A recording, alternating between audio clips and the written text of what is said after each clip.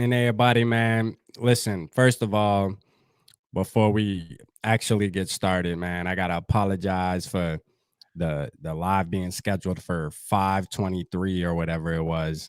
I just scheduled it, hit the button, hit go ahead and schedule earlier today, man, and I forgot to change the damn time. You know what I'm saying? But y'all know what time it is. Anyways, I shouldn't have to remind Purple Gang. Y'all know we go live at 9:15. Regardless, that's our time stamp that we do this. But me and Dave gonna get into some stuff, man. We're gonna talk about possible trades before November 1st. We're gonna talk about this matchup, how we feel about it right after this.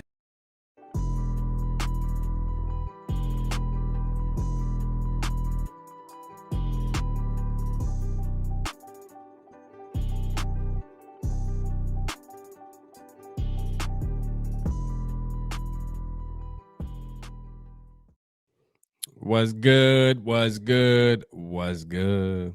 Other than the purple. What's up, SKOL brothers and sisters? What's happening, everybody, man? SKOL Mafia in the building, man. Appreciate SKOL Mafia tapping in. Nikki was in here earlier, man. McAndrews in the building, man. Appreciate McAndrews in here earlier. James talking about he at work, bro. Why? Hey, you gotta get that money, man. Shit, we did that earlier. You know what I'm saying? I was at work. Yeah, I'm too, done man. making that money. Yeah, man. It's all part of it. You know what I'm saying? What's up, Bob? Bob in the building. What's happening, man? Appreciate you tapping in with us. SKOL. You already know that. SKOL, bro. We're gonna talk first. Let's get into this. I did a video. We're gonna get Dave's opinion on this. I did a video about Adam Thielen, asking if his stock is dropping because there's some chatter that, well, Adam Thielen isn't Adam Thielen no more. He's not good anymore. He's a wide receiver 3. I have to disagree. All right. So me and Dave were talking backstage. It's an illusion, guys. I don't fall for the gimmicks because what's happening is the offense just isn't clicking yet. And there's a lot of guys that aren't really touching the rock other than Justin Jefferson. You know what I'm saying? So but how do you feel about it, Dave, man? What do you think about Adam Thielen's stock dropping, or you think it's just we're seeing things? Well, I've been pretty vocal about the offense being very conservative, man. I think I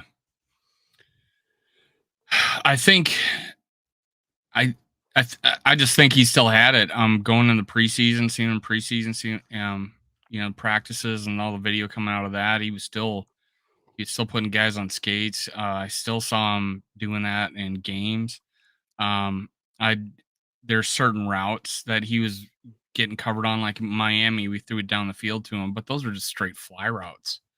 They weren't really anything. With ingenuity, there was no, nothing special about the route. So I think bring back those damn crossing routes every freaking game, and I don't know why that doesn't happen. People getting rubs. He still is a great route runner. He is not slow. He still has great hands. Yeah. He may not be the leaper, let's say, jumping over people, maybe. I don't know. We just haven't seen that yet this season, but we've seen in other seasons. But he's only 1 year removed from, leading the league in freaking touchdowns until he got injured. So I don't see it. There's not a huge drop off. There's just not a huge drop off. That's crazy though, man. You remember Dave when we were at the game at when me and you were at the game in Miami, there was a couple throws where I was like, damn, no, 2 years ago, Thielen was catching that shit though. Yeah, well, you gotta admit, he was catching them. He was catching those, He has. I mean, I used to you cannot leave Thielen this wide open and there'd be a guy draped on him and he's catching the ball. Yeah, he would catch them. There was a couple passes, yeah. But I think they were good.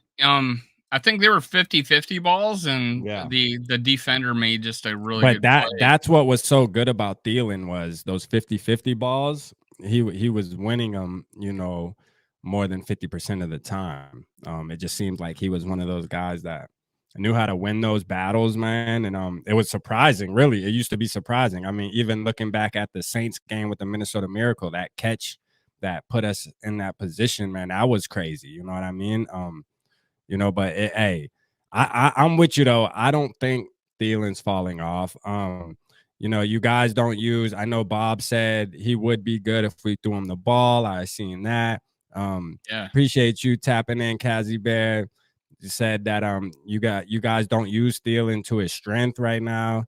I mean, and these are all true. You know what I'm saying? These are all true things that I have to agree with.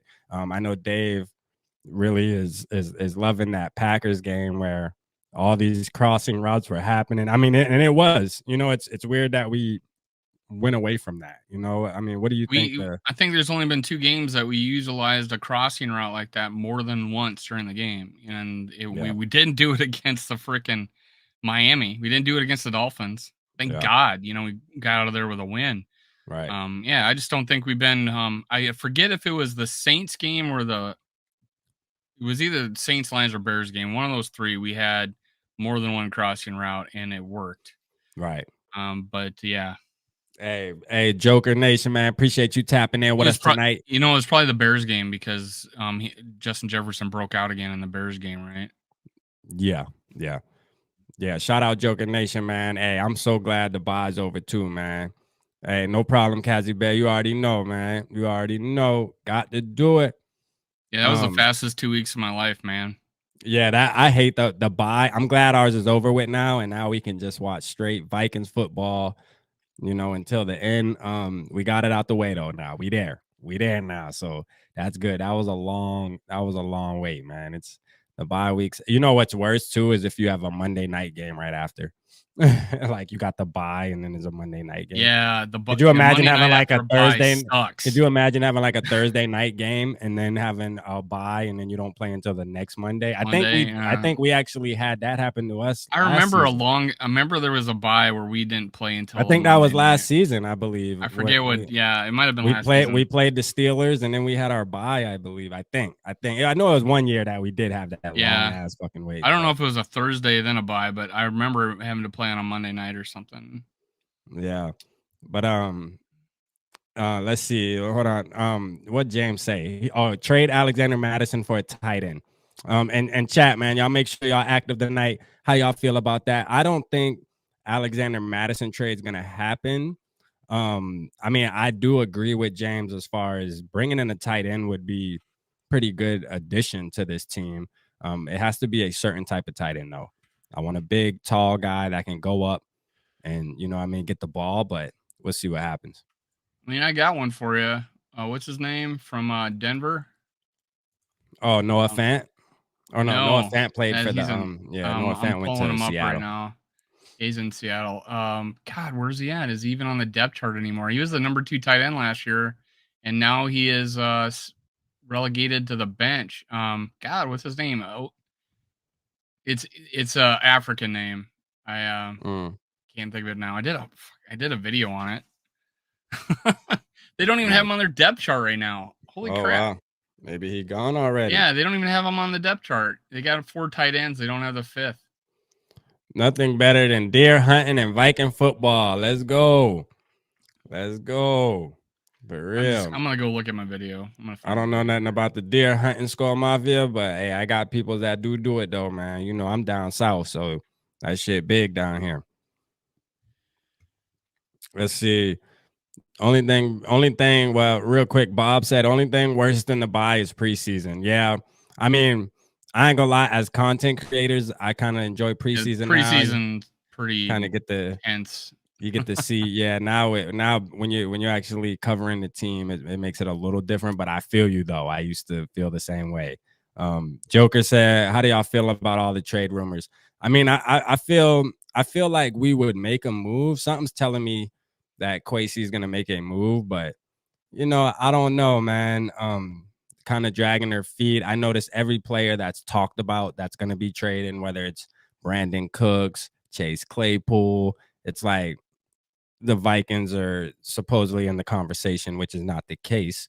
I just think every team does it. If you go look at every team's, media that covers their podcasters, whatever, they're all gonna jump on it and say, oh, this person to the, because Green Bay to me would be big to get Chase Claypool. All right, that would be a move for them. I don't think it's so much for a move for us, right? Brandon Cooks, why? I mean, what's the difference between him and Jalen Reagor? I mean, you gotta remember, we got Jalen Reagor, man. We ain't even get him touches yet. Cook's a little more proven though. Rager really is what his best year's been 300 yards, but I know what he's trying to do. You know, I don't think he's going to try to break the bank. I think he kicks the tires on everybody. He's going to kick the tires in Claypool. I mean, I don't think we're going to get him though. What's going on, my guy Timmy, man? Purple Gang, you already know what's up, family. What's happening with you, man? Appreciate you tapping in with us tonight. I'm gonna put the name of that guy in the it's Albert. It's Albert Okwa Bunam. Oh, okay. I'm gonna go to our chat and put it in there. You guys go look. You guys go look him up. I want to see Booth move to nickel. Yeah, I mean, I could see that happening. That's what, and I think most of us are in agreement that if we do make a move, a big splash move, it should be on the defense. You know what I'm saying? I think it should be the defense. You know, I just think the defense is where we can use some improvement. And that's just what it is, man. You know what I'm saying? I think the defense. What's happening, my boy Shane in the building, man? Purple Gang, what's going on with you, man? Hope everything good with you. Hope everything good with you. I know you working hard, man, running the business. That's what's up. That's what's up, man. We still holding it down for it. We holding it down for the Purple Gang. You already know that. So put his name in the chat. He ran a 4.4940 in the combine, and he's 6'5", 260. Yeah. I mean, shit, that's big. Yeah, and when I said what I wanted for us to get would be a receiver, a tight end, or a deep threat at receiver, or a big pass catcher, and he could be a receiver or tight end. Right. And I'm thinking this guy, and he's not even on the Denver's depth chart now, but he was their number 2 tight end last year, and his highlight reel is pretty good. But in defense, you brought up, I did a video on Sidney Jones IV out of Seattle. He's been a healthy scratch a couple of times. He had a concussion early in the year. He had a 70-something PFF grade last year. I think and here's the reason is we're not going to put Booth or Evans at nickel. I just feel like he's just going to keep those guys on the outside as backups. So the only place I think is the weakest link on our defense is at nickel. Has been. He's got a 40-something PFF grade. Well, right now he does too, but he's only had like 20 snaps on the season. But he started 11 games last year, Sidney Jones IV, and he had a 70-something PFF grade. And if you go look at his highlights, pretty good, man. Pretty talented player. I think he'd fit right in, and he probably would be cheap because they're not even playing him, not even suiting him up. Yeah, that's for sure, man. James say no, Sue, we can't afford it. I mean, our cap is strapped, but trust me, James, man, if we want a player, we'll make it happen, man. You know, hey, let me ask the chat this. Fall for that cap, man. Let me ask the chat this, and I know people's feelings on OBJ and whatever. Would you rather pay a guy, get one of those big names and trade draft capital and pay them, or would you just rather get an OBJ and a Dominican Sue and hit 2 hot points on our team? Or even throw out OBJ, put a Sue in there, or Sheldon Richardson, or what's his ass who used to be on our team? He's still out there. Linval Joseph. Would you do that? Because we wouldn't have to trade anything, and we wouldn't have to pay him all that much because it's already halfway through the season. I just think it'd make sense for us to get a guy like that because they might just be just as good. I ain't gonna lie, like SKOL Mafia with the Roquan Smith, that would be crazy, bro. But that would be like a blockbuster almost move for the Vikings, like if we get something like him. Because he's like their best player. The problem we already lost our 4th round, 6th and 4th. We lost our 4th and I think our 6th and 7th next year. Yeah. If I'm not mistaken. Yeah. What's up, Dwayne, in the building? So I think over the next 3 years, we've lost like 5 or 6 draft picks. That is a problem for us. And that's why I don't think we're going to do a lot of trading, but there are free agents available that could help us out depth wise. I think so too. One guy that I hear that I've been hearing, and I think that would be a good pickup just to have.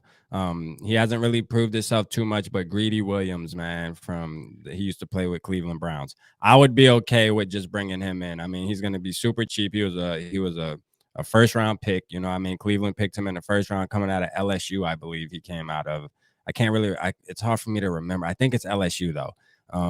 If you want to look it up for me, Dave, so I can make sure I'm right. Greedy Greedy Williams. Williams. Yeah, he came from LSU, I believe. And correct me if I'm wrong if he was a first round pick. I think Cleveland picked him in the Sounds first right. round. But you know, I mean, with that being said, you know what I mean? There's some potential there, man, and you never know. Dude's only I don't know 24. I don't know if Kwesi had a connection with him in Cleveland at any point. I don't know if they were in Cleveland together at any point, but I mean, you never know, man. Why not? You know what I mean? Probably he's only 24, and Kwesi was there for 3 years. Yeah, so you know what I mean? Why not? You know what I mean? They can probably have that connection. Maybe he can slide in the nickel or something and pull something out of him. So that's somebody that sounds intriguing to me. You know, if it happened, I would be happy about it. It's just like these big names. We do have to consider cap, and like Dave is saying, we don't want to give up too much capital at the same time. Because we want to have a good draft next year. You know, Kwesi and O'Connell want to have a draft next year. We don't want to take ourselves out of the party. He was round 2, 2019. Round 2, okay. Yeah, and he's 6'2", 185. There you go. He hasn't played much. Yeah, hasn't played much. I don't know what happened, man. I think he just didn't. Obviously, he just didn't pan out for the Browns, but obviously it was the Browns too. You know, when you're playing for a team like that, man, it's kind of hard to make everything work. I think if he's on a more structured defense, he can probably, you know, pull something out of him. So that's why I would be excited about it. Because he was a savage. 2021, he had 2 picks. He was in, and it was LSU, right? Played 16 games. He was an LSU guy. LSU. Yeah, there you go. JJ. He would have played. Yeah, he would played with Justin Jefferson. Maybe even crossed over with Daniil.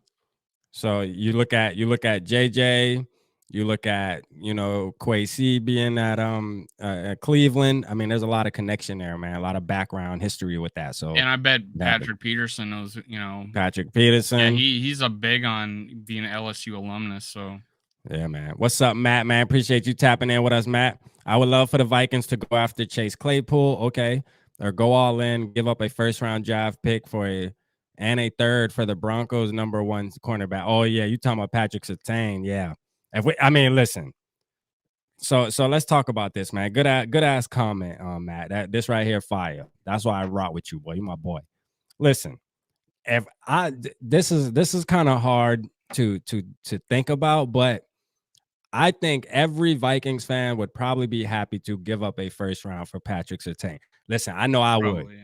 Yeah. I mean, Patrick Surtain, you're not going to get a cornerback like that every year, man. He's a generational talent, man. But with that being said, I don't think the Broncos would move off of him. You know what I mean? Like, he's literally the cornerstone of their defense. But Matt, good ass take, because if we could, yeah, we would. You know what I mean? I would sit out the first round party for that. Yeah, looking at his contract, yeah, he'd be worth it. He's signed through 2024, and in 2024 he'd only be $7 million. Yeah, that would be worth it. I would give up the first for that. I would give up the first and the third for that. I ain't gonna lie to you. I would, and he would only be 24. He's a baller. Yeah, and we would know for sure that one side of our field is on lock, like automatically. Like he will start right away, and it's yeah. We ain't even gotta worry about that. Now we can focus on the other side, which we got Cameron, we got Booth. We don't know what Booth's gonna bring yet. That's the thing. Booth can be the next Patrick. We don't know. That's the whole good thing about the draft. We just don't know, man. Booth got to get his chance and get out there, man. He might be the guy Dave thinks he is, because Dave thinks he's Patrick Surtain 2.0 already anyways. Ain't that right, Dave? Or am I putting words in your mouth? I did say he's the only shutdown corner currently on our team. Future shutdown corner. The only future shutdown corner on our team. There we go. I wouldn't be mad. If they want the 32nd pick, go get him. I like that, SKOL Mafia. I like that. Let's go. Yeah, because we are gonna have the 32nd pick this Yeah, I mean, year. when we're 5-1, mean, our first round pick isn't as valuable as, let's say, somebody else's. But well, I like where SKOL Mafia is going with this. You know, I mean, Super Bowl, so we're gonna have the 32nd pick in the draft. So SKOL to the bowl, man. let's go to the My new ball, baby. slogan. T-shirts coming. Let's go. I think JJ, Thielen, and KJ are as good as a trio as any. I think so too. Now out of those three, Bob, if we were to bring in Chase, he would be replacing KJ. I'm gonna just keep it 100. KJ struggles with getting separation with man to man. I mean, it just is what it is. And I noticed this last year when I told y'all, and I've said this before, really quick, Dave, is when he had to step in for Thielen, he did not get he couldn't get open. I mean, he just That's what I couldn't was get gonna open. say.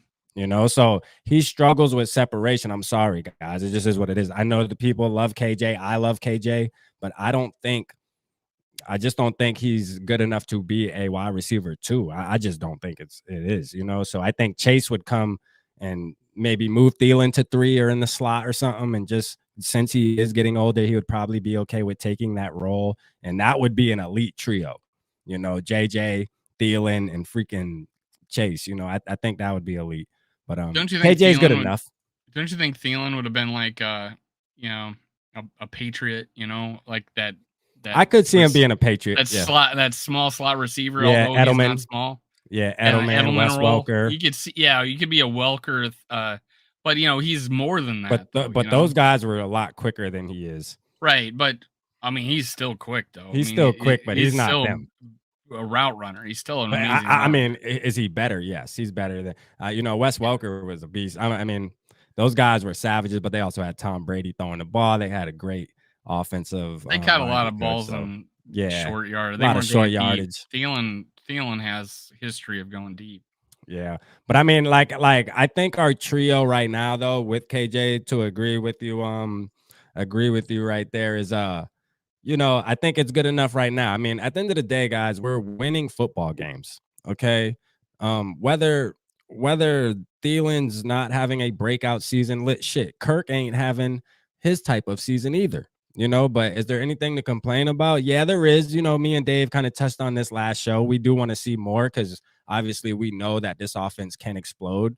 We've seen it week 1. We've seen the potential. Like Dave says, we need to run more crossing routes. I agree. All right. Because nobody can stop JJ and Thielen on a crosser. And I think even KJ benefits off of those type of routes as well. You know, he can get separation when you do these rubs and stuff. That's where he's good at. That's Well, how we won on Detroit game. in those routes where you do like a deep and a short slant, and the Right. second guy follows. I mean, if you have Justin Jefferson in the slot and a KJ Osborne or a Thielen on the outside, and you have Justin Jefferson be the first guy, and that back guy is just wide ass open, Right. all the time, and they Yeah. just don't do that. Yeah. I think every player on the Vikings will be safe. Why break up a family? I mean, that's true. That's true, Dwayne. But you got to also realize too, you know, there's always room for improvement. And if you can pull the trigger and get a game changing player, you know, now I'm not saying go and get. That's why I look at the Chase Claypool trade as like, would you break up the family for that? I mean, is he that much better than Adam Thielen? I don't think so. That's why I say I probably wouldn't do that. But when you're talking about Patrick Surtain, yes, because he would absolutely be the best player on the defense right away. You know what I mean? Like the day he lands in Minnesota, he's the best player on our defense. And So that, I mean, it's not like high school or college. These guys know each other, you know. They like run in the same circles. They have the same agents. yeah, They hang out at the, you know, that's how yeah, Daniil Hunter and Zadarius Smith met, was at the Pro Bowl. I mean, yeah, these guys kind of know each other and they know it's a business. I mean, would the Rams be the Super Bowl champs if OBJ wasn't on their team during the playoffs in right, that first half of the Super Bowl? right, right, right. Probably not. Probably Exactly. not. So I think if a guy is talented, a Thielen, a Justin Jefferson, going to say, "Come on board, Yeah, man, let's yeah. go." Yeah. Hey, appreciate you, Michael, tapping in, man. Appreciate you, SKOL, my guy. SKOL, my guy, man. We SKOL brothers for life, man. Hey, appreciate you, man. Make sure you always tapping in with us, man. We love you, bro. I Let's do see. agree with Jerry Judy, though, man. Yeah, Jerry Judy. Yeah, let me not pass that up, man. Who said that? Real quick, Bobby, man. Appreciate you, Bobby. I'm gonna put your comment up there. We're gonna get to you real quick, man. Somebody mentioned Judy. Hey, my boy, Yeah, gaming with. Hey, man, appreciate you tapping in, bro, man. I can't believe I forgot to shout you out too, man. My guy. You know, how about Jerry Judy? I mean, so that one's pretty close, right? As far as if he's a game changer. I know he started out slow. He didn't really have the rookie season that people were expecting him to have. Because he came from Alabama, I believe. He's another Alabama guy that was just killing it in college, and people thought he can just come in and you can just throw him the ball downfield. But the NFL is a little different, and it took him a while to get ready. But I think he's definitely, I would say he's better than KJ. You know what I mean? By far. As far as Adam Thielen, I don't think he would bring enough value to give up capital for him, though. You know, that's the only thing. Like, I would rather keep Adam Thielen, you know what I mean, rather than say, all right, let's give up a second round or a third round pick for Jerry Judy. I just don't think it's worth it. You know, I don't. I would make a big move on defense. That's it. What do you think, Dave? I mean, the two You would things go I all wanted. in? You would go all in for Jerry? The two things I wanted was a wide receiver that another wide receiver. So and who is it? Who a is it on the nickel. team? And Who is it on the well, team actually, it'd be that's making you 3. want it? What's that? Who's not producing enough on the offense as far as wide? Because I remember this is the thing. In the offseason, we were all how strong our wide receiving room is. So why is it that now all of a sudden everybody wants, not just you, Dave, this isn't directed towards you, but why is it all of a sudden receiver? I just don't get it. Well, I like Judy, but I don't think he makes us different. That's the problem. A Claypool would make us different. 6'4". That tight end I'm talking about, that 6'5", runs a 4.49, I think would make us different. Because all of our receivers, Thielen's the tallest one. I think he's even taller than Irv Smith Jr. Yeah. And Thielen's not he's like a half-inch taller than me. Yeah. So I'm like, come on, man, let's get a big target. You want to get that big guy. Or a really fast one. Yeah. It could be. I don't care if the kid's 5'9". If he's dynamic, then let's get him on the team. So if some guy can stretch the field, or some guy that can win on a 50-50 ball. But but what about Justin Jefferson? You're explaining JJ though. 6 foot tall. I'm just saying he's 6 foot tall. But he's fast. Hey, I'm talking about a second guy. See how that makes a big difference. I got you. All right. I just think this team, it kind of reminds me of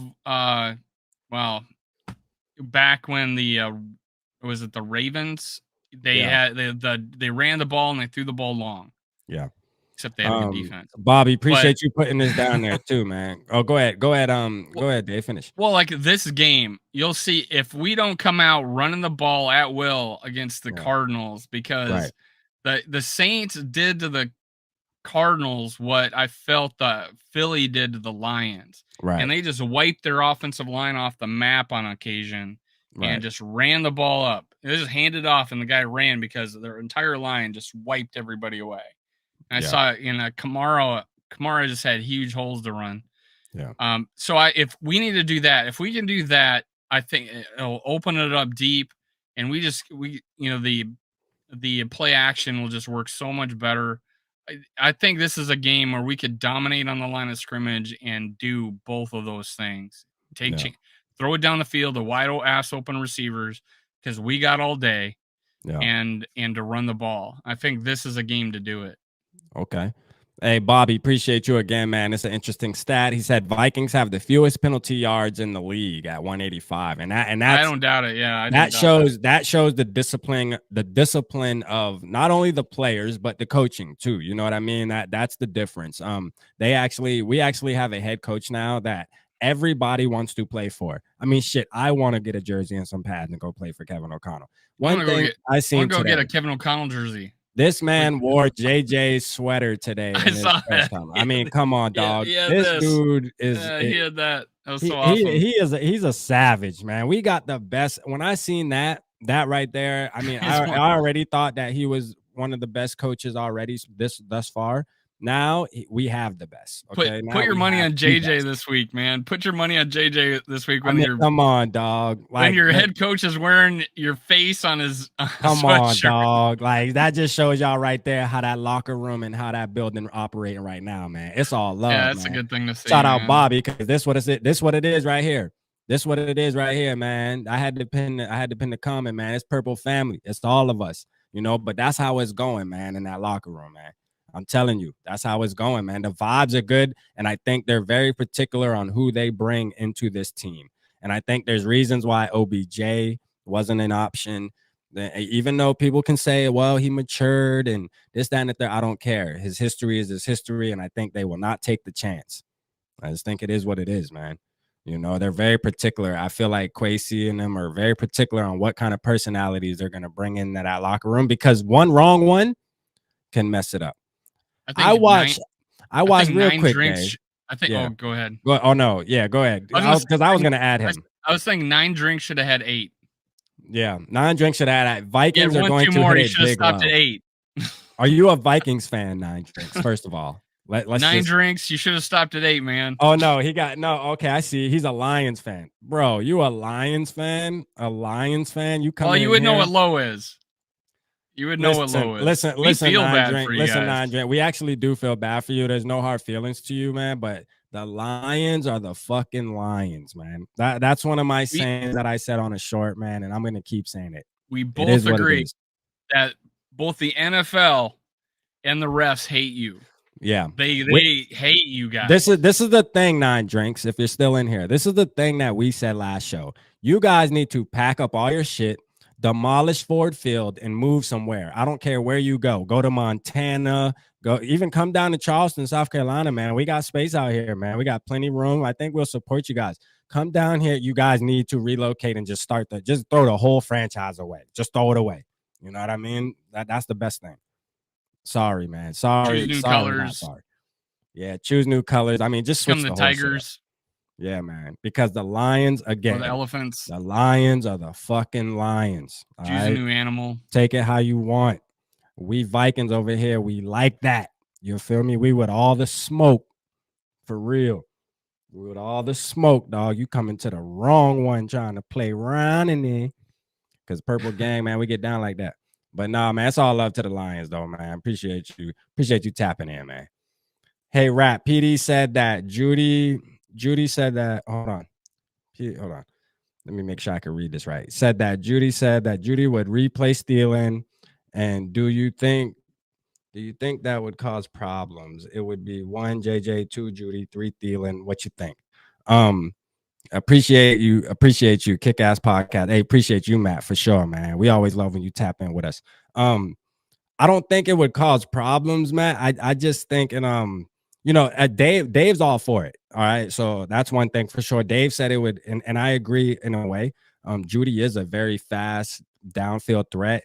But I just want to see Rager. I feel like him and Rager are very similar. And we gave up, what, a 3rd round pick? What did we give up for Rager? 4th round? Conditional 3rd? Maybe it can be a 4th or something? I think it was a 5th conditional 4th. And okay, so, yeah, he's probably giving up a 4th.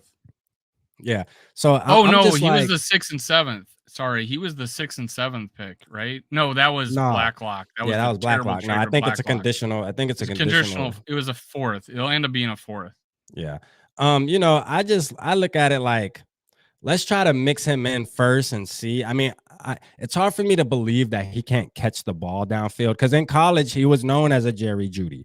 Okay, he was known as that same type of player, downfield threat, very fast, and can make it happen at TCU.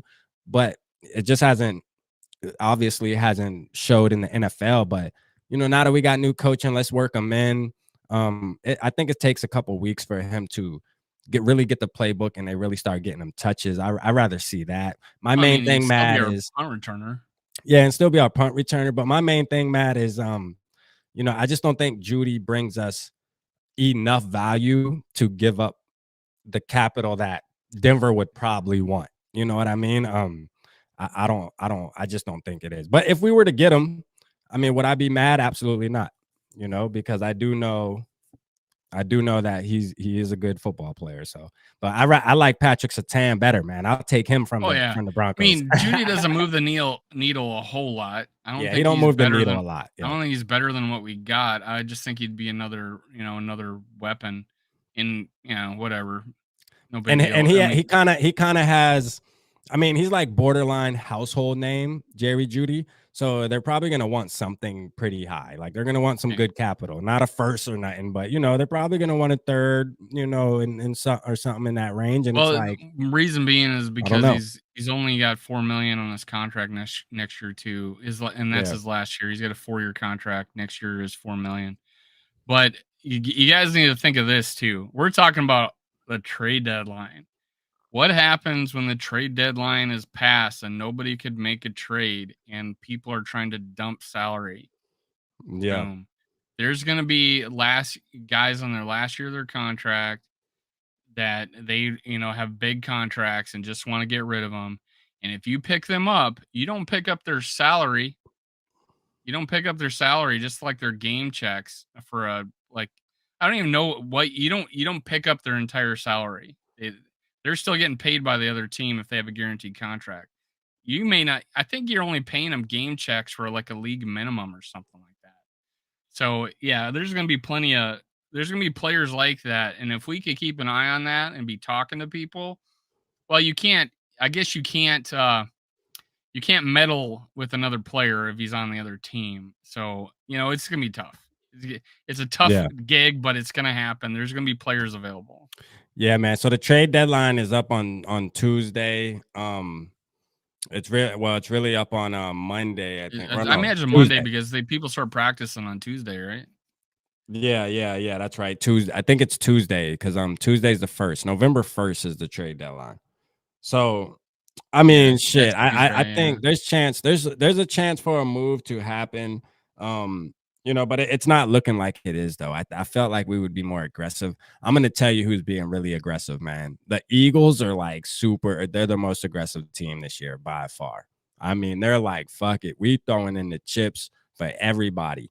You know what I'm saying? And me and Dave talked about this. We said, I told him that I was jealous that they're being aggressive like that and went for Robert Quinn because I just feel like that was a power move, man. That's a win You, now. you didn't tell me you You were know, jealous. You told me it's it scary. was scary, right?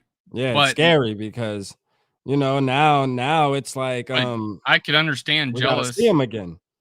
Well, here, and that's the point we had going on our text was that you were thinking, well, we got to see him again, and I'm like, I'd rather have. And by the way, this guy has a sub 50 PFF grade and has 1 sack on the season. So I mean, he hasn't been balling out. There's something about him not being a fit in that defense. I don't know. I haven't paid attention to him. Yeah, So, but he's apparently a good player. I heard from a Bears fan that they're happy that they made the trade because they got such a good return for him. Um, but and they got 100 million in the cap space going into next year, shit like that. So yeah, Bears could completely revamp their team. But my point is that I wouldn't him going to the Philly is just making Philly better. We do not have 100% guarantee to play Philly again. The place where I think we would meet them would be in the NFC title game if we stick in the right. 2 seed. So my thought is I would rather not make the other teams like the Cowboys or the Jets or the Giants better because we are guaranteed to play them and we're probably guaranteed to play one of those three, not the Jets, but one of those other two in the NFC, the wild card game or the, divisional round. So that's where I'm saying I don't want those guys to get better. And again, the Bears, we play them again, they're now weaker. That actually appeals to me because Yeah. that could be the last game of the year where we're looking for an NFC title. We're looking for a second round bye, or maybe we're looking for the first round bye, or we're playing for the second seed, and we need that last win. I would rather have the Bears not trying to spoil it on us and have good Yeah, but players. That's my worry. if we do happen, let's just say, it's good that the trade deadline's now because it kind of forces teams to look at themselves and reflect and say, all right, we're halfway through. or do we really think that we can make it this year and really have a chance at the Super Bowl? The Eagles are taking full advantage of that. They're like, listen, we're halfway through, dog. This is our year, bro. We can win this year. Like we can only beat ourselves if we don't win the Super Bowl. And I feel like we should be in that same mind frame, though. Like let's think about it. Like, yeah, it's gonna be us versus the Eagles in the NFC Championship game. That's the kind of thinking I feel like we should have. I mean, I understand what you're saying, thinking about a week 11 game, week 12 game, but I feel like, nah, let's think like, hey, we're gonna be seeing the Eagles in the NFC Championship game, and we need to make sure we can keep up with them motherfuckers because they make it. They're shopping Kareem Hunt and Alvin Kamara right now. That is crazy, bro. Like where are they getting all this cap from? Like, I don't understand. Like, how in the hell are they able to 9 buy all million these left on the cap. They have 9 million available, and I'm sure they have places where they could get more money just like us. Yeah, like these guys are trying to like build the first NFL super team, low key, like for real, bro. Could you imagine if Alvin Kamara went to the Eagles? I mean, dog, like that would just be unfair. Like literally, that it would at that point, it's gonna be, you know what I mean, like fucking Alabama of the NFL at that point. Like they literally could run the tables as long as injuries don't happen. Then it's weird, man. I don't like it. I don't like it. I want to see them in the NFC Championship game. Fuck it. I want a rematch, but I want to have some guys on our team that can, change the needle a little bit. Because if we were to see them again right now, would anything change? I don't know. Maybe our mentality would be a little different because we got smacked, and we'll probably Cardinals go in played there. them tough. Yeah, that's what I'm saying. It might be a different outcome, but would it be a win? I don't know. I still don't feel like we can beat the Eagles right now. This is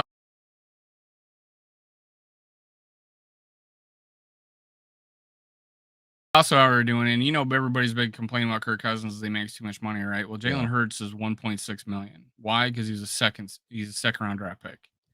He wasn't a first round draft pick. He was a second round draft pick. So those things can happen. We could find a Jalen Hurts someday in the second round. Yeah, and, that's true. So we thought we had him on our roster this year.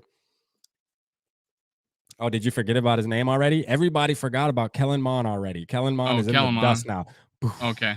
That was a third round. That was a third round. But hey, this is one of those anomalies that everybody thinks is the norm. That you get a rookie quarterback and you go to the Super Bowl in 5 years. Well, who would have thought in, year 3 or whatever, is it year 3? Season 2. Or he's accrued 2 seasons. I don't know. Yeah. But is this year 3? It's year 3. Year 3, Jalen Hurts would be on the number 1 team in the NFL, $1.6 million. Yeah. So yeah, they have room. Yeah, but that's that's a thing. Shout out Purple Daily because they always bring this up, like where they say, hey, when you have a guy that you draft on a rookie contract, you can build a team like the Eagles. Like it's more of a formula now to win a Super Bowl. When you think about like the Rams with Jared Goff now, yeah, they lost the Super Bowl. They had 50 million on their they lost last year. The Rams lost the Super Bowl with Jared Goff, but still yet it was like that formula kind of showed teams like, well, we can do this win now shit. And I think that's what the Eagles are doing. We'll see how it plays out for the Rams though. I mean, obviously the Rams, it's backfiring a little bit on the Rams now. Not that they don't have the personnel. They're just like falling off for some reason. I don't know why, because they pretty much got the team they had. It's just well, they're missing a couple of guys from last year's team. Yeah. They're coaches. Yeah, they're missing. Yeah. The guys that actually Wes Phillips. Let's go. KOC and Wes Phillips. These guys, KOC was, I shit you not, responsible for installing the game plan for the week every week. Yeah, man. I feel like every week more and more, I feel like we made such a good choice at picking the coach. I mean, honestly, like whoever was behind the scenes, Kwesi, the Wilfs. I mean, good job, bro. Like seriously, man. Good fucking interview. Good job picking him because we got us one, you know what I mean? And any other team would have been blessed to get him. Imagine if the Saints would have interviewed him or the Bears or anything, he would have been a pain in our ass for years and years. And he's in the purple, man. So I'm picking happy our about that. coaches, picking our coaches, or our special teams coach, who's Yeah. basically give us the best field position in the league.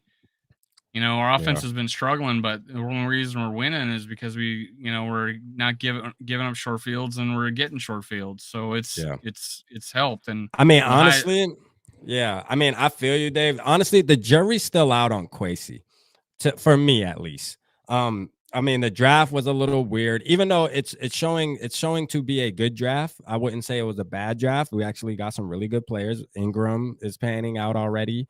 But to me, all the trading and moving back and all this shit, yeah, there was a meaning behind the madness. But now, as the season started, all these signing, Johnny Munt and I think we just signed what's that safety we signed from the Titans recently too. I think we just signed like a safety from the Titans. Tonga, bringing Tonga in, haven't seen him on the field. It's just like, what's up with all these weird random ass people that you keep signing though? I just don't get that. You're signing a bunch of these guys, but we're not seeing them though. I mean, they were just filler practice squad guys almost, but Tonga I expect to get on the field sometime because Blacklock. Yeah, we were supposed to see Tonga out there, which I'm excited about Tonga. Well, I mean, I'm not gonna complain about his draft picks if they got injured, like, or broke their leg in London. Yeah. But who knows? Maybe Booth will not pan out because of his injury history. But we've drafted guys that got hurt and became really good players for us. So jury will be still out on this. I don't like giving them 3 years. I'd say give them 2 years. Get them on the field in 2 years. Because everybody says you got to review the draft class after they play 3 years. No, I'm saying 2 years. Or they need to shit or get off the pot. Right. That's what I'm looking at. But Ingram, I don't think who thought Evans. I thought he was going to be a project. I think he's a legitimate NFL cornerback and a starter in this league eventually. And Booth has all the potential in the world, and Cine does too. So hopefully those guys get over the injuries and good. But Asamoah too, man. Asamoah, who undersized linebacker, nobody really looking at him. You didn't even hear his name. Well, who is this guy? And then you go look at the tape, and he looks like a freaking, devil out there, running around in college. So I What's like up, that. Two Eva the Hope in the building, man. The Dave Slayer. Nah, I'm just bullshitting. The gloom just entered the chat room.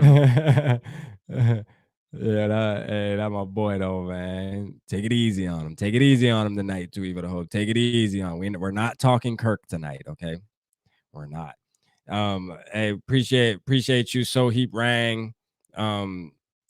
JJ and Cook are gonna have a big day. That's a fact. I'm thinking the same way. I think I seen somebody else talk about how Dalvin Cook. I was watching some kind of fantasy thing on PFF on YouTube. And they were predicting that Cook's gonna have a big day too. I hope so, man. The Arizona is allowing 4.3 yards a carry, which is about average. You know what I mean? It's about what it is right now. And I think we can exploit that though. That's a pretty good chunk. For some reason though, man, Dalvin seems to have lost a step in my eyes though. I don't know why. He just seems to have lost a step in a way, but we'll see what happens. I still trust him though as our running back. I wouldn't want to trade him or none of that. I still would want to run with him this year. I'm just throwing that out there right now because I know there's talks of, should we trade Cook, not a McCaffrey? Look at the market. No, keep him. Because it's not only about his skill level. It's about he's a fucking real leader, bro. He's a real leader of this team. If you get rid of a personality like that, you put your team at risk. Keep him. Cook's a good dude, man. He's somebody you want in a Vikings jersey, at least for this year. In the off season, you cut ties, you cut ties. You know what I'm saying? But don't do it in the middle of the season. That would sting. That would sting a bunch of other players on the team too that really respect him. I mean, I was watching. I don't know if you guys, real quick, Dave, for the ones that watch shit, I almost cried watching this shit. They got the little haircut shit on the Vikings YouTube channel where they actually talk, and CJ Ham and Dalvin and Thielen were all in there. And they were talking about when Dalvin's mother died and CJ Ham went over there. I mean, it was so that shit had my throat like, you know, how you get the frog in it, dog. That's how deep that shit is, man. Them boys are really brothers. Like, you know, just to say, like, it would hit different if we got rid of Cook right now, bro. It would. You know what I'm saying? It would hit different. I mean, he's tied for a second in average yards per rush right now. Is 5.0. Is at age 25, he's 4.7 last year, and he's 4.8 this year. Who are you talking about? Dalvin Cook. His yard average per rush. Oh, okay. Yeah. He's 4.8. So he's doing pretty decent. Yeah, his rookie year is 4.8, 4.6, 4.5, 5.0, 4.7, 4.8. Yeah. So yeah, he's still, you know, as far as average, still doing good. He just doesn't get the ball. He's getting the ball less than he's ever had. Yeah. Yeah. It's weird. It's weird. This season is just weird how everybody's getting less touches, but yet we're 5-1. I just don't get it, man. Like our defense is something that we want to improve on, right? And we obviously know the offense can be a lot better than what they've been showing, but everybody's individual stats are going down. I guess it's just the fact of, you know what I mean? We're actually playing as a collective now, as a team. Everybody's touching the ball as much as they need to for us to get dubs, I guess. You know, I don't know. I don't know. I don't have an explanation, guys. Well, it's a complete combination of the fact that we're getting the ball closer to the end zone than anybody else in the league. That's one thing. Yeah. We also probably one of the higher teams in 3 and outs. And we're really conservative offensively. Yeah. We're not throwing the ball down the field. Hold on real quick, Dave. Vikings fan from North Carolina. Let's go. Appreciate you, Brandon, man. Make sure you hit the sub button. What a good time to plug my show. Yeah, man. Make sure you hit the sub button, man. Sub to Purple Pocket Podcast. Sub to Minnesota Sports Talk. Make sure you hit like and hit like, man, and tap in with us more often, Brandon. I'm from South Carolina, so that's why I'm so hyped. I'm in Charleston, South Carolina right now, man. I'm from the South too, South Dakota. So when I seen the Carolina, I had to stop. I had to stop the show to shout you out, man. Appreciate you, man, for sure. Purple gang members, you already know how we rocking. But Minnesota Sports Talk. Yeah, Minnesota Sports Talk. Make sure y'all go sub to that. But it's crazy, man. You know, it is what it is. We're 5-1 though, and we got to be happy about that. We could be 1-5 and be shitting right now. This wouldn't be a good show right now going into the Cardinals game. You know, I thought, you know, Miami was going to be our statement game. No, we're the same team. We were conservative. We didn't make mistakes. We won the game because the other team did. And now I'm like, well, now we have a bye. We got to self-scout. Now we need to break out. And what a great time to do it against the Cardinals at home. You know, the Cardinals could be a 500 or better team. They have that ability.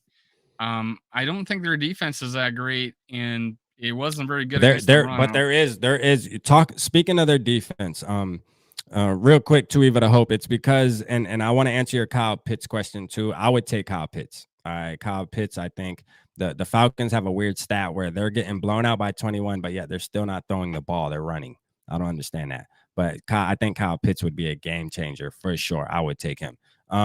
But yeah, that's why to Eva to Hope, like Dave explained, we're getting shorter fields. That's why we're not seeing the stats reflect as much as us being 5-1. You know what I mean? But well, it is what it is. Our average per play is lower. We're not throwing the ball deep. That is faster. That's us scoring faster. That's us taking less time off the clock. So we get Miami was the first, I think, week where we had more than 9 drives. We had 15. Sodak in the house, man. We could have been superstars. Running around flashy cars. My brother lived in Idaho. Now he lives in Washington. That my boy Sodak Black, man. Appreciate you tapping in, Sodak, for sure, man. Shout out South Dakota. Hey, too evil to hope. I want to know. Man. Would you have preferred to break up the team this year going into this season? Would you have preferred to break up the team? He talk about, is it Mullins time? I want to know. I mean, I guarantee That's hilarious.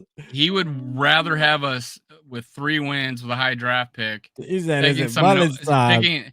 Rolling the dice on some quarterback in the draft rather than being 5-1 right now. Hey, listen. Too evil to hope. I fucks with you, right? Hey, my boy, man. You my boy, right? I fuck with you, but it's not Mullins time. I'm sorry, bro. It's not. Where do you live that you're going to South Dakota for pheasant hunting, man? It's not, man. It's not, man. It's not. You know what I'm saying? It's not Mullins time, man. Not quite yet. All right, Too evil to hope, man. Stay patient, man. It's not quite yet, man. Hey, he want a QB bad. And I can't wait. Hey, listen, Too evil to hope. When we draft our guy, I'm popping a bottle with you, man. I'm gonna pop a bottle with you. But hey, look. At the end of the day, Too evil to hope, you got to think about it like this.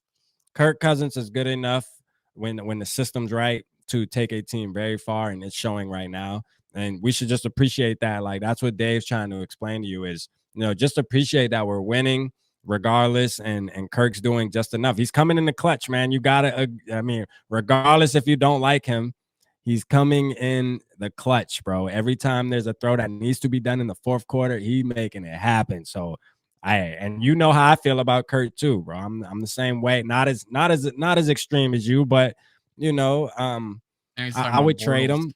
I would trade him away. I wouldn't trade him this year, but I would move off of him and go for our guy eventually, because I just want that dual threat. But I mean, I'm okay with Kurt this year, man. I rock with him. Yeah, I rock with him. I don't care. You mean barely winning? Something is still missing. Hey, I appreciate you, Danny, for tapping in. Definitely. And me and Dave talked about that. All right. We're barely winning, but at the end of the day, last year when we were barely losing, everybody was still saying, oh, well, you are what your record says you are. Okay, well, we reversed that now. We were 1-5. Now we're 5-1. We are what our record says we are. We went from being the worst team in the league in the last 4 minutes of each half to being the best team scoring in the last 4 minutes of each half. So What the hell happened there? It was coaching. We spent so much time on situational football, and we're getting and just a big difference of us getting to the line with 20 seconds left on the play clock. That's a fact. If he would just pick less conservative plays and stop going full, max protect against Miami, because the other team has 11%. This is what KOC said, that we went out there and they didn't go nickel against us, and it shook us, and we went max protect, and we didn't go 4 wide, we didn't go 3 wide. He started max protecting, and we played conservative. And in fact, you need to do the opposite. We need to take advantage of that situation and throw hot routes or quick slants or something but we that's why Cousins had all day against Miami. But but we only have 3 guys out in the route. They're covered. Yeah. And Danny, man, and we touched on this at the beginning of the show, where even though we are 5-1, we do agree with your statement, though. Like, there is something missing. Oh yeah, there's something. There's definitely something missing. Well, we got the players. That's the thing. We got the players. We got the players. If last year's team is a bigger, if last year's team is more offensive minded than this year's team, we got room to improve, because we have an offensive minded coach. We're throwing the ball less than we ever have downfield. Our yards per player down almost a yard. All that shit, and then we're not even running the ball as much. Yeah. So it's what the hell? I think Fox or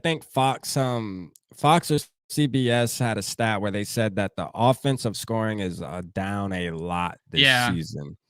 So just the offense alone, like just explosive plays, etc., are down this season. So it's not just us. So that's why that's what I was saying the other night on our show, where I was saying, well, when I look at the landscape of the entire NFL, we're not playing as bad as we think we are, though. I mean, we're so used to seeing explosive plays and things like that. So it's kind of like, yeah, man, we're not doing what we should be doing. And I understand that. I feel the same way. But this season is just weird as hell, man. It really is. I mean, look at what happened to Tom Brady. They're finally getting divorced. It's official now. It's crazy because she posted on Twitter and said, at least if you were going to break up our family, you should have played for a good team like the Jets. It's hilarious. I mean, they are going in on each other. I can't believe they're actually divorced. It's actually sad because they have kids and stuff, you know, and now the kids are going to have to grow up and split homes and things like that. But you know what? Entertainment like a motherfucker, man.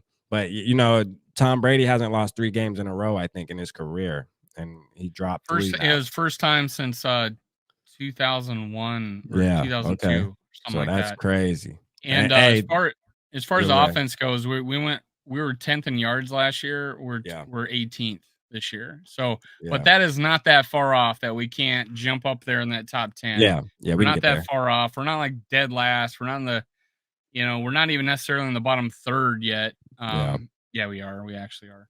No, we're yeah. If not. we're We're 18th, out. So we're in the middle half. We're in the middle half, yeah, and we could jump up there just as easy. And we have the team to do it. yeah, And I'm talking average yards per game, not because we had yeah. our bye, but average yards per game. We're 18th. Hey, two evil to hope, man. I think we said we think we should get defense. Dave's kind of okay with the wide receiver as well. If he's a game changing type wide receiver, I'm more leaning towards defense. I rather a defensive splash guy, but you know, My I like problem with the big splash defensive guy is like, okay, we're gonna put this man to man dude in this shell, or we're gonna get this badass pass rusher. Well, we run a 3-4. yeah, We already got 2 badass pass rushers playing outside linebacker. What are we gonna? We can't, So that's what I'm saying. If we get like a Sue or, that guy from Washington and put him, and he's more known for being a run stopper. yeah, I just don't see the big splash we could make, but I wouldn't mind the depth at D line. I wouldn't mind the depth there, and I wouldn't mind a better, an upgrade at nickel corner. We could always upgrade a position. I think Dantzler and Peterson have got it down right now. yeah, We could always improve, but I think they're playing better than they did last year. And yeah. despite this defense that we're running, Yeah, they're kind of feeding off each other, which is good. I think Patrick Peterson really mentored Cameron Dantzler pretty yeah, well. And I know there was a thing coming I out want him where back. I know there was some stuff where he was saying you know, mentoring the guys ain't my job. This was probably like early off season where I did a video on it, you know what I mean? It was a thing that came out, but no, Patrick Peterson, man, he's a leader, man. He's a leader. You know what I mean? And shout out to him. Shout out He my was guy Derek, man. He was mentoring Chris Boyd. Yeah. He Yeah, said, I what don't I think thought was interesting is Dalvin is 12th in yards and Aaron Jones is 14th, and while Barkley is second. Yeah, Barkley's playing on a whole nother level, Derek. He's the Barkley that everybody knew he was gonna be before all the injuries. He just got bad luck with the injuries, man. You said yeah, look, Pelosi needs brain surgery. No, her husband, I think her husband's in the hospital, man. Praying for Pelosi, even though this ain't a political page and we're not gonna get into that, but nobody deserves no shit like that. That was crazy. That was crazy. And I'm gonna tell you right now, I don't like Pelosi like that. I ain't gonna lie to you, but it is what it is, man. We ain't gonna touch on that. Let me see. I'm still convinced by Donatel. I'm still not convinced by Donatel's defensive scheme. One better game is too small a sample size. Yeah. he- Um, I think the big issue with him is that he's got to disguise the defense. yeah, We're already set up and we stay there, and yeah, they know what we got and they can make adjustments. They yeah, don't even have to even think. They just, okay, they're there. Oh, I do this route, or I cut my route off here. They know what we're doing, or they know yeah, where we're at and they adjust. We need to make them think we're going to do something else. And when we have done that, I think it's worked. yeah. Yeah, Danny's saying that he's worried about us struggling with really good teams. And you know, that's something that we have to see, Danny, as the season progresses. We're going to play some teams that are, you know, a little bit better than what we've been playing, because that obviously is a thing. A lot of the teams we've been playing are under 500. Realistically, except for the Eagles, I believe, right? The Eagles are the only team that's above 500 that we've played so far, right? Yep. Yeah, so I mean, you have a point there. Yeah, we do got to see us against some competition and I it's mean, coming at up. one time the Packers were 3-1. Yeah. Were they? No, they weren't 3-1. They were 3-1 at one time. They They lost three were? straight. Yeah, they lost 3 Oh, straight. damn. I didn't know they were 3-1. Okay. But yeah, like we gotta see, when we play some competition, we'll see. But I still have confidence in this game, man. People are worried about us as well. Trust me, man. Like people like the Bills and stuff, they have really good teams, but they're not looking over us. It's crazy that the only people that are looking over us is us. Everybody else is like, yo, the Vikings are dangerous. They're for real. They got the coach finally. Kirk Cousins is, this is what he needed the whole time. Justin Jefferson, they got the best receiver in the game. They got Dalvin Cook. Everybody else is boosting us up. Us as Vikings fans, we're just so used to heartbreak, which is understandable, man. We got PTSD, man. It's hard being a Vikings fan out here, man. So he was mentioned about Cook. Average yards per game, he's 9th. And of those 9 players, he's tied for 4th in yards per carry. So he's doing fine. We just need to give him the ball. Shout out my boy Granddad's in the building. The straw that stirs the drink, right? That's what Dave said. True story. That's a fact, man. Shout out Granddad's, man. Granddad's is the truth, man. Not only on our podcast, but many podcasts amongst this platform, YouTube, man. Granddad's is that guy, man. For sure. He really is. He really is. Everybody knows his name, just like Norm. Yeah. Oh, what is this? Oh, okay. What is this, Grandaza, man? Put me on point with that. Thanks for doing the rest of your Vikings prediction record. I hope Rap can do the same off of his move he did with Peo. Yeah. I got to go back and check that, man. Shout out Peo, man. I'm my boy. Yeah, Peo, my boy, man. I predicted 7-1. I think Peo, I was 11-5. Yeah, I think Peo, I was 11-5. I think you upgraded. I was actually on that podcast. Yeah, not on it, but I was in the chat. Yeah. I think Peo, I was 11-5, which kind of threw me off because I thought I read off my paper what me and Dave did the couple days prior, and I'm like, hold on, no, 11-6. I'm sorry, 11-6 is because there's 17. Yeah, I was 11-6, but I was 10-7 a couple days before with me and Dave on SKOL Live, so it was kind of weird. I was like, how the hell? I had us going. I was like, God, I got us winning 14 games now. Yeah. Hey, for sure, man. Hyped. Shout out Grandaza and Peo, though, man. Peo, the Ramley. Who was it that picks a tie? Who was it? Family. Who is it that picked a tie though? Every time we did this thing, who is it? Because he's usually on our chat. He was on Peo and he picked a tie. Yeah, was it Grandizer? I think it was Grandizer. Yeah, Grandizer always picks one tie. He had us tying with the Colts. So we'll see. We'll see, Grandizer, if he still comes to. We remember. Yeah, I remember that. That's before I knew you. It was Grandizer, man. Derek, I agree with you, man. I like Derek. I like Greedy, man. I said Greedy Williams would be a good pickup for cheap, and it would be a feel good addition, man. Second round pick, LSU, man. LSU connection with JJ, Patrick Peterson. I mean, it's just everything's there. He played for Cleveland. Kwesi Adolfo-Mensah was in Cleveland at the time. There's relations there, so I think it would be a good pick for sure. I say go for it. Shane with the 12-5. I mean, that's what it's looking like, though, man. I think 12-5 is realistic. But we'll see. People think we'll lose coming off of this bye. I think we're gonna actually exploit. And we'll get into the score prediction, man. We've been on an hour and 8 minutes. There's the Call of Duty effect. Call of Duty came out today. New Call of Duty did come out today. Damn, I should go download that. And it's a 2XP weekend. Damn, I should go buy that shit real quick. And I ain't gonna lie. We know Kyler Murray, the Cardinals' record is not very favorable after Call of Duty comes out. So we got that going for us, and they have not beat us in Minnesota since the 70s. So we got that. Yeah, man. I did that video, man. I looked that up randomly. I'm like, damn, bro, we're 10-0 against the Cardinals since 77. When they play in Minnesota. Yeah, it's crazy. Like 10-0. Let's get it, man. History's on our side, man. For sure. History's on our side. So and the Eagles, but this is one thing. We were talking earlier, Dave. You were talking about the defense, and this is a scary stat, though, that I have to talk about with the Arizona Cardinals, though. The Cardinals have been locking down number one receivers, though. So Devontae Adams only had like 17 yards. So pretty much every number one wide receiver that's played the Cardinals this year has had less than like 60 yards or something. So that's something that I paid attention to and was like, okay, KOC JJ needs to turn up. KOC sweatshirt negates that theory. Just negates it. It's the power of the sweatshirt. Yeah.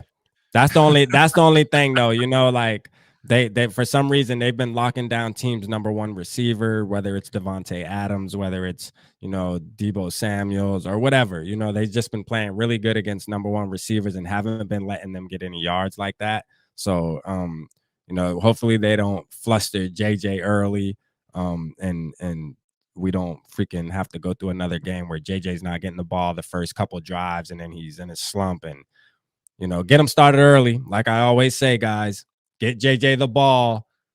Get JJ the ball first 3 plays of the game. I don't give a fuck. I don't care if you got to run a jet sweep, a bubble screen. Get him the ball early. Don't wait. Okay, we don't need a 3 and out and sending JJ running to the sideline without touching the ball. Is start him out in that pistol formation or whatever it was. Yeah, I think it's a pistol formation, and run him out of the backfield once. Remember that he's ran that a couple of times this year. Hey, but do you want an injury report?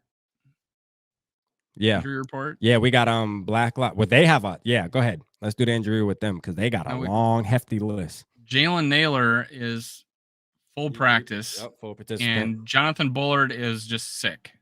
Yeah. That's our injury report. We're the healthiest outside of Lewis Cine, and he wasn't starting. He wasn't even getting snaps. Outside of Lewis Cine, this is the healthiest team in the NFL. That we've been in a long time, I believe. Yeah. I don't remember us being this healthy in years. No. This is crazy. No, this is it almost just shows too the trainers and everybody else. I think it has a lot to do with that because Sugarman, the reports coming out on him with players just saying basically you're not hurt, you can't play, you can't play if you're on the training table. Like he had that old school mentality of rub some dirt on it. Yeah. But I think that has a lot to do with it. Exactly. I think they made this is one of the things that Kwesi did a great job on, coaches and changing the mentality of our training staff. For sure. Let's go.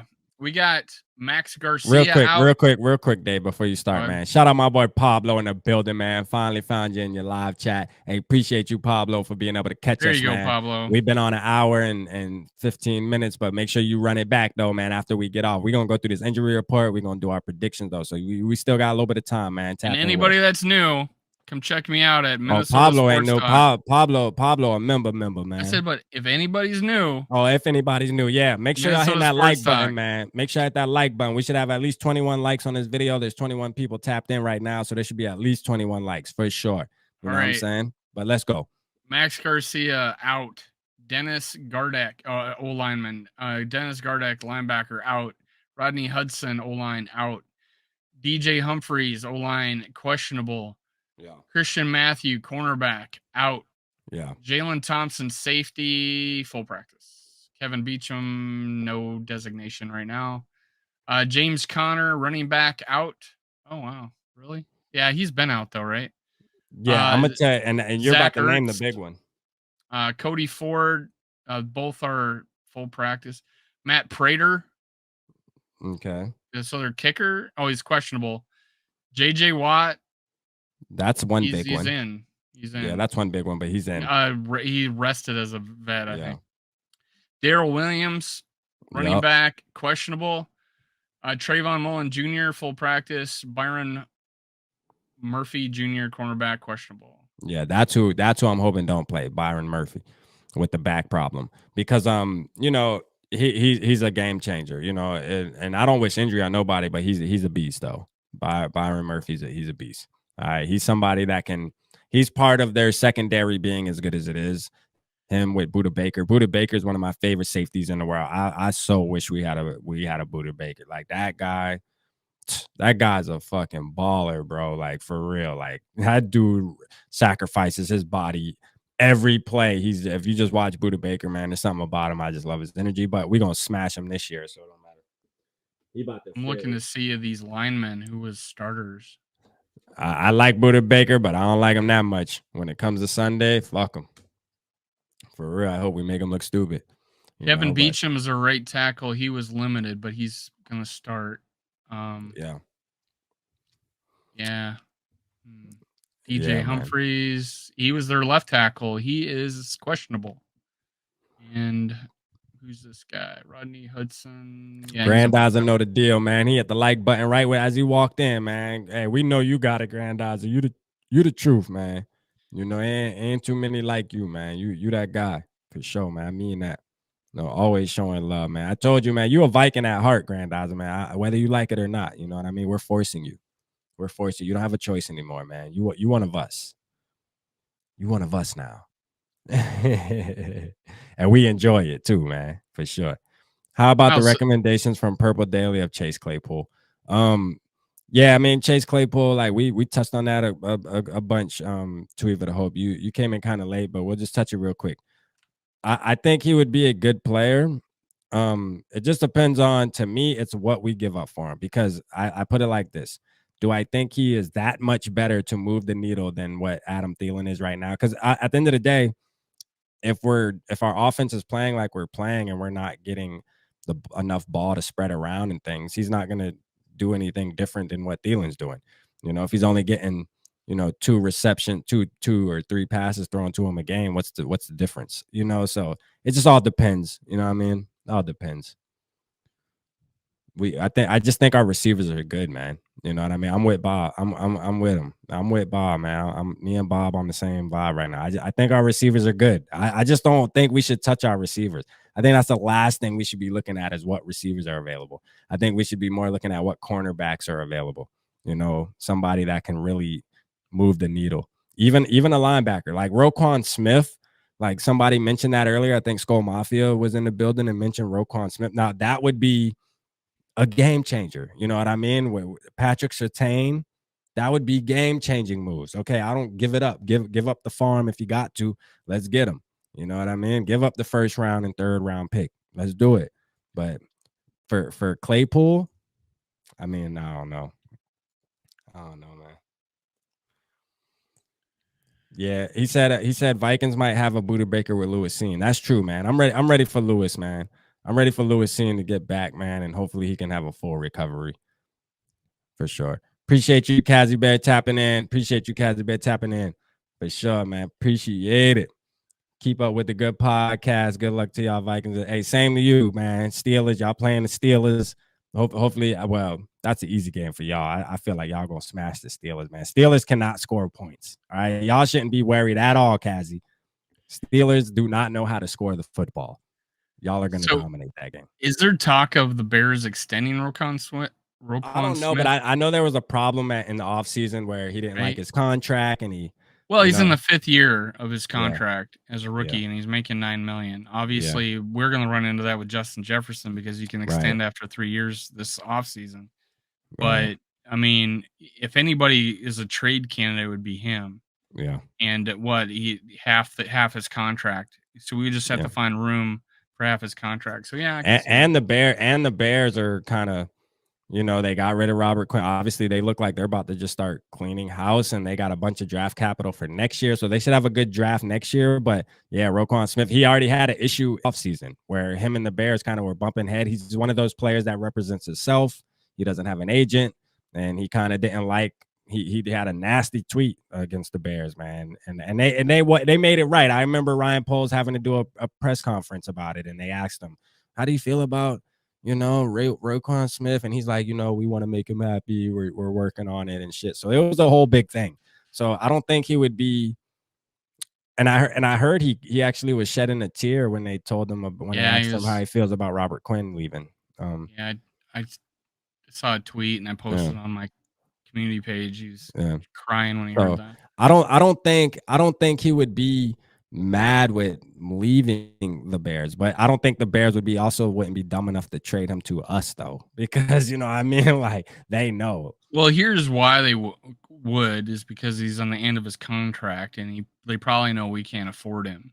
Oh, okay, so I mean, that's why. And then they take draft picks away from us. Yeah, so that's that for sure. Would make sense. Is Booth out? No, Booth isn't out, is he? No, Booth's not on the injury report. Booth's all the way good. KOC today said exactly what I just said. So Yeah, he's all the way good, man. He's all the way good. Only person, we got 2 people on the injury report. One has a sickness, and Jalen Naylor is full participant. He's just on the injury report. So we're you might as well say we're 100% healthy. I mean, Bullard has a stomach bug or whatever he has. You know, I mean, I'm not gonna say the other thing because they'll delete me, man. Elon doesn't own YouTube yet. We'll wait until he gets on YouTube. Why would Elon delete you? He's bringing people back. That's what I'm saying, but he doesn't own YouTube. Oh yeah, okay. If we were on Twitter, I would say it. Oh, that's you said about YouTube. Okay. Yeah. Twitter. Yeah, he doesn't own YouTube yet. I get what you're saying now. My bad. Right. How about him bringing in the sink? Yeah, I know. Something to think about, or let that sink in. Yeah. Let that sink in. I'm like, come on, man. Yeah, Elon's a fool, man. Booth is the new Irv Smith. Yeah. I mean, yeah, he has bad injury issues, man. Since high school, he stated that. And you know, Kwesi and them knew that before they drafted him, man. They knew healthy that. right now. Obvious. But he's healthy though. Yeah, he's healthy. Healthy right now. He's not. He was actually healthy for the Miami game too. You know, he didn't get in much, but he was ready to go though. So we'll see what happens, man. We got high hopes on him. We got high hopes about him, man. Never know. He might be our next Patrick Surtain. All these guys like Asamoah, that you're talking about. Remember, you're talking about the fake punt where we made that great play. Yeah, Asamoah took on 2 blocks in that play to make it possible for Metellus. And somebody was saying that earlier that Josh Metellus should be our other safety. I don't know who it was. If you're still in the chat, man, appreciate it. I do remember. I got good memory. I agree. I like it's good Josh to have Metellus. These problems, right? It's good to have these problems. I think, but I do agree with that. I think Josh Metellus should be the other starting safety for sure. He's a different type of guy than Bynum. I think Bynum may be a little more intelligent though. He just needs to get in the right position, man. It just seems like he's a better tackler. Yeah, it just seems like Bynum's just always like a fucking millimeter. He's always in the right spot, but just always a little bit late. You know what I mean? And he'll get there though. You know, we got a good problem though, regardless. Because I do like Bynum. You know what I mean? I like Bynum too, but he's been missing some plays, man. You know, and I think Metellus, after that play right there, if I was the coach, after that special teams play, he earned a starting spot for me. I would have had a meeting right after the game, like, hey, I'm buying him. You know, it's a business. You know, a guy's on your heels, man. And I think he actually, you know, earned the job. You know what I mean? And we'll see what happens.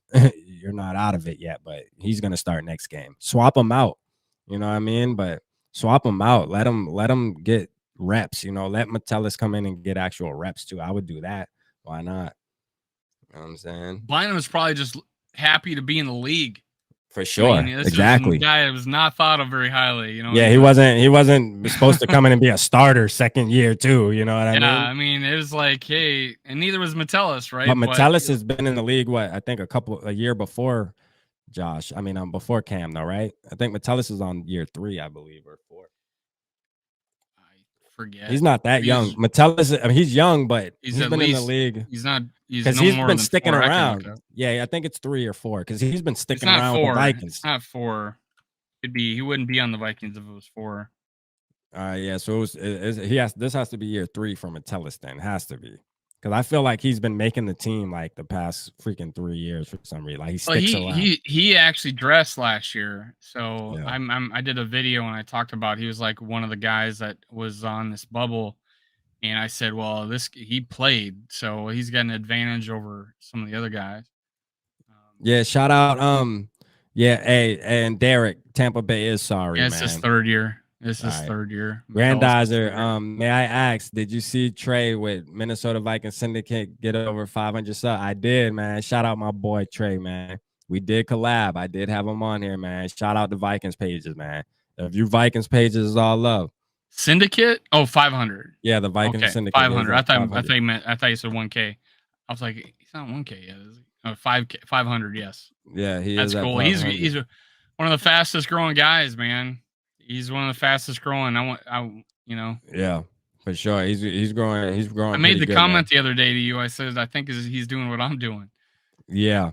I think he's reaching out to people. Yeah, he's probably like sending messages and reaching out to people. Yeah, man, which nothing's wrong with that, man. Shit, y'all are doing that. That's something that you should do. You know what I mean? Like, hey, I would do it, but I don't know, man. I'm just patient and I'm going to let people find me and and hopefully it's genuine and shit, and people actually, you know, vibe with me, because, you know, I want people that's gonna vibe, and not to say that those people won't. You know, but it's a good thing though, man. I'm happy for everybody that's Vikings family that's getting 1K 500, man. I rep for everybody. You know what I'm saying? I'm rep for everybody. I'm happy, man. Ain't no hate in my blood. Shit, for what? You know what I mean? I want to see everybody win, including the Vikings. Shit, when we winning, we winning. I love it. You know what I'm saying? Well, you guys should collab with Andy, the Purple for the Win YouTuber. Hey, go comment under his channel and tell him Purple Pocket Podcast. I don't man, think. y'all need Have a you link. ever seen him? He's just not that type anybody? of guy, though. Have you ever, yeah, he's not that type of guy. Put us on One Bar and Lupagus. Yeah, One Bar and Lupagus was supposed to have me on, man. They kind of dragging their feet, but Climbing the Pocket reached out to me. Yeah, but shout out One Bar and Lupagus, man. Shout out Climbing the Pocket. Shout out Purple Daily, man. Shout out Realistic Randy. You know, they've given me shout outs, man. One Bar has shot me out. Realistic Randy has shot me out before. I think Andy's one of those guys that just sticks to himself and really doesn't want to show any other content creators any kind of love and respect, due to the fact that he's been through some shit from what I heard. So, you know what I mean? But we'll leave that there, man. I ain't going to talk nothing bad about him, man. I enjoy his show. No, I enjoy. He's in an undisclosed location somewhere, probably right now. Yeah, I hope we come out hot like we did versus Green Bay. Hey, for sure, Jack. That's what I'm expecting. I'm expecting us to have, you know, a game like Green Bay. I actually said that. I think coming out of the bye, we're gonna come out swinging. You feel me? We're gonna come out swinging, running Dave's crossing routes, man. It's happening. We'll catch the ball with our big hands. Exactly. It's happening, man. Wolves beat the Lakers. Let's go, Wolves. Let's go, Wolves. Oh, awesome. Even though I'm more of a man, that first game against San Antonio was awful. I that's the only game I've watched so far, and I was like, God, this is horrible. Yeah. even though I'm more of a I would be more of a Lakers fan than a Wolves fan, but it's all good, man. I'm gonna represent for Minnesota tonight, man. You know where the Lakers used to play, right? Yeah, you know what I mean? That's why I say I'm more of a Lakers fan than I am a Rams Wolves Minneapolis fan. Lakers. But I do like Ant-Man, dog. That boy's a savage. He different. Ant is different. Who's real quick, man, before we get out of here, man, we appreciate everybody. Get PPP to 666 for Halloween. I'm past 666, Grandizer. I'm at it. Get me to 888. How about that? Get me to 888. It's more of a lucky number. Yeah, I'm at 872. So let's how about you share it? How about you share a show? Share it to somebody. Share it to 5 people. Well, I appreciate you. Appreciate you, Tweever. I hope you working on getting me added to Clickbait Sports, man. Appreciate you. That'll be fire, man. Please do that, man. Keep working on it. Hey, appreciate you, Paul, man. Paul in the building. I know you tapped in late, man, Paul. But hey, SKOL, you know you my guy. That's my brother for real, man. For sure, man. Vikings, Lakers 0-5. I know. That's crazy, man. My boy Braun slipping. He's slipping. Oh, you know, we were supposed to collab with Jade this week. Oh, I need to reach out to Jade. We might have to do a collab tomorrow night. I'm gonna reach out to Jade and see if she wants to collab tomorrow night. Grandizer, I'm so glad you fucking said her name just now, because I told her the Cardinals game, we were gonna collab. We sure did. Why didn't we have her on here tonight? Why didn't we have her on here tonight? This would have been perfect. Who gonna tap in tomorrow night if we get Jade on here, man? Put a thumbs up, man. Put a SKOL in the chat, man. We about to reach out to Jade right now. While we're on live, we reaching out. Message her right now. Got her number. I don't got her number. Is a basketball round? Yes, I can confirm that. Yeah. Anthony Edwards, man, Georgia. Hey, I'm telling you, boy, Ant-Man. Man, he is the man. I'm liking him.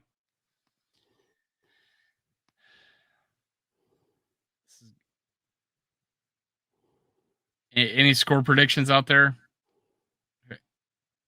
I put that we're gonna win 31-24. They're gonna have a late score to bring it to 1-7. Yeah, I got 28-24, man. Drop y'all score predictions, man. 8-8-8, let's go. Hey, we got people saying they're gonna tap in. Let's get it, man. Let's get it. Vikings Sunday. Everybody drop their score prediction before we get up out of here, man, because we appreciate all y'all, man. I got 28-24 Vikings. So we got 31 to 16. We don't want to kick field goals anymore. Let me post some of these real quick. Yeah, we ain't want no field goals, man. We trying to straight. Was one of those a 2-point conversion? Did we get to 28 with the 2-point conversion? What? You talking about 28? Yeah, did we get to 28 because we got the safety? We got the safety. We got the safety and we missed 2 extra points. Yeah, Kyler Murray. Missed 2 extra points and got a safety. Yeah, Kyler Murray, man. But I mean, 28, man. All you got to do is score 4 touchdowns, though. You're making it harder than it has to. We got extra points. Huh? We got to make it. We got to make all our extra points, though. Yeah, we'll make them all. Don't worry. All Greg right. The Leg will come through. We're gonna score 4 touchdowns, and Greg the Leg will not miss. All right. No, we're gonna go. Yeah, I like the safety better. Fuck it. 28-17. All right. We got 33-24. I like that SKOL. That's for sure. 34-24. So 10 points. I think the point spread is what, 5? Are we like 5.5 point favorites? Last time I said 5.5. When I saw it was 3, but okay, so that was a while ago. How about 21-20? That sounds more like it, Bob. 21-20. That would be the fucking game. How about Aaron Rodgers is a 10-point dog for the first time in his career? A double-digit dog, the first time in his career. Gotta love that shit. Oh, we got, hey, Pablo, appreciate you, man, in Los Angeles repping, man. SKOL, man. Hey, we got to be spread out all across the world, man. I'm deep south, Dave south. I'm like east, southeast, I guess, because I'm in South Carolina. South. So, yeah, he's deep south. He's almost as deep as you can damn near get. So, hey, we all over, man. We representing all over, man. And we deep, too. You know what I mean? Flow rider. If we ever playing at the Rams, man, I would want to know how deep Vikings fans are in LA. That would be pretty cool to know. You know what I'm saying? But I think we would travel. Yeah, I think we would travel pretty good to LA. I think actually when next time we play the Rams in LA, I think that's where I want to go next, man. Fly out there. Me and my wife, man. Amazing looking stadium. Knock that off the bucket list. But hey, we appreciate everybody, man, more than y'all know. Hey, we love everybody in the chat, man. Purple family, man. We all stick together. We're going to keep growing this thing, man. I know it seems like we've been slacking a little bit, you know, and haven't been as consistent, man. That's really not Dave's fault. It's my fault. I just been super busy at work and shit. It's true. With kids, so it's true. But being the nice guy and how flexible I am, yeah, where I'm so laid back and so nice about it. Yeah, it doesn't bother me. Yeah, because I want to be more consistent with you guys, you know what I mean? And I'm still doing my videos every day and things like that. But as far as lives go, man, I love sitting on here and talking to all y'all in the chat and shit, and we just kicking it and throwing our opinions out there. So, man, I promise y'all, trying to be consistent, bro. I'm trying to get more consistent and making sure that me and Dave do this every Thursday, if anything. So we just wanted to have a pop-up one today because we missed last night because I had to go to Disney on Ice. So blame Disney, man. Don't blame Disney on Ice. Oh, and by the way, I'm bringing back Under the Lights. I got let's go Justin All Day Taylor. All day. Justin All Day. Justin All Day. Justin All Day. Yeah. Is going to be the moderator co-host of the show, and we're going to be on Tuesday nights at 7:30 Eastern time, 6:30 Central, tentatively, and I think we're going to do it this Tuesday. So so you can do back to back. You can do Under the Lights, and then you can follow it up with the Purple Code SKOL Live. 2 to 3 hours of pure Viking enthusiasm. Let's SKOL.